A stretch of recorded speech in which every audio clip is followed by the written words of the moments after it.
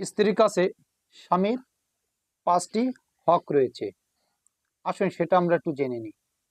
1 নম্বর হচ্ছে স্বামীকে সালাম দেওয়া, অর্থাৎ স্বামী যখন বাইরে থেকে আসবে তখন আমরা সালাম দেওয়ার চেষ্টা করব, সালাম দিতে হবে, এটা স্বামীর হক। 2 নম্বর হচ্ছে স্বামীর সঙ্গে নরমভাবে বিনয়ের সঙ্গে ভদ্রতার সঙ্গে কথা বলা। 3 নম্বর আছে স্বামীর ঘরটাকে সবসময় শান্তিময় করে রাখা। 4 নম্বর আছে স্বামী পছন্দ না করে, মানে পছন্দ করে না এমন কোনো কাজ না করা। 5 নম্বর আছে কোনো পরপুরুষের সঙ্গে কি করা, পরকীয়ায় নিজেকে লিপ্ত না রাখা, যেটা আমাদের এখন বর্তমান, মানে আমরা কি বলবো আসলে